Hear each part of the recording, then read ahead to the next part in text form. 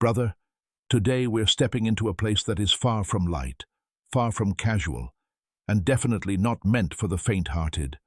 What I'm about to uncover carries real weight, and before we move forward, I want to recognize the courage that brought you here.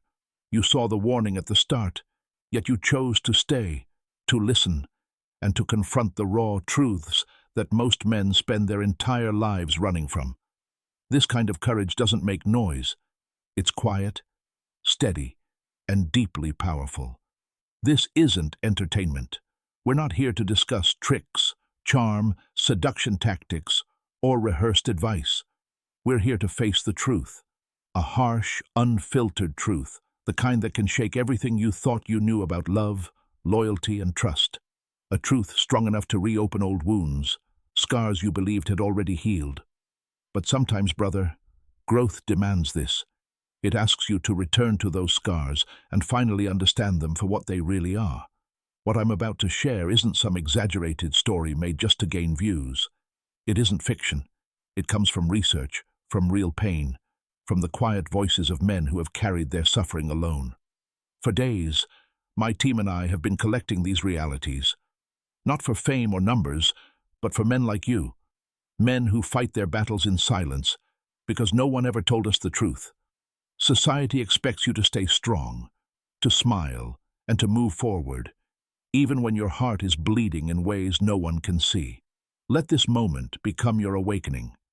If you are here, quietly tell yourself, I see the truth, because whether you are married or still planning to be, the core of your identity as a man stands on a sacred principle: loyalty.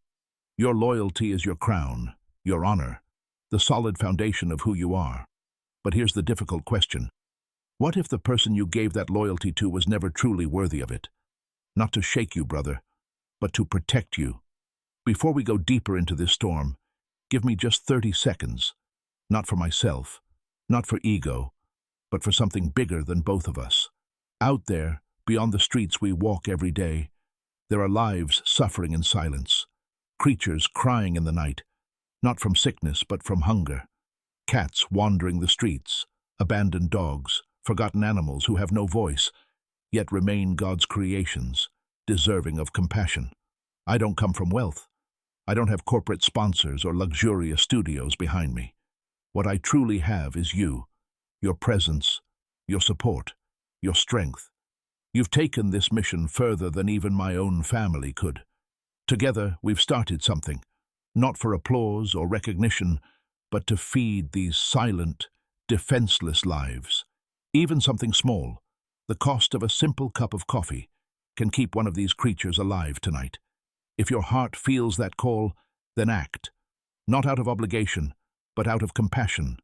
That alone is enough. Now take a deep breath, because from this point forward, brother, we step into the fire. November 6th, 1948. Chicago, M25. A 34-year-old man named David Miller was at the beginning of a story that would leave a permanent mark on his soul. He wasn't famous or wealthy. He was simply an ordinary man with a heart filled with loyalty. That same year, he married Claire Evans, the woman he believed would stand beside him for life. It wasn't an arranged union, nor was it something shallow. It was real, deep, and pure love, the kind poets try to capture in their verses. Claire would often whisper to him, "David, you are everything I want for the rest of my life." Those words became the base of his hope, his faith, and the future he dreamed of building. But words, my friend, can fade. Promises can lose their meaning, and what looks strong and unshakable on the outside can fall apart when hidden truths begin to surface. Months went by, and small arguments started to appear, not because of betrayal or bad intentions, but because of everyday matters, bills, meals, simple differences. Yet these minor cracks slowly began to expose something deeper, a quiet distance, a growing emptiness between two souls that were meant to walk side by side. David worked endlessly, holding two jobs, day and night. He had no material riches, but he was rich in determination. His greatest wealth was his loyalty. He never chased luxury. His dream was simple: to come home, share a meal, and fall asleep next to the woman he loved. To him, that was paradise, but Claire's heart had already begun to drift. Slowly, piece by piece, she pulled away, not just emotionally, but from every part of the life they had created together. She began to ignore him, to treat him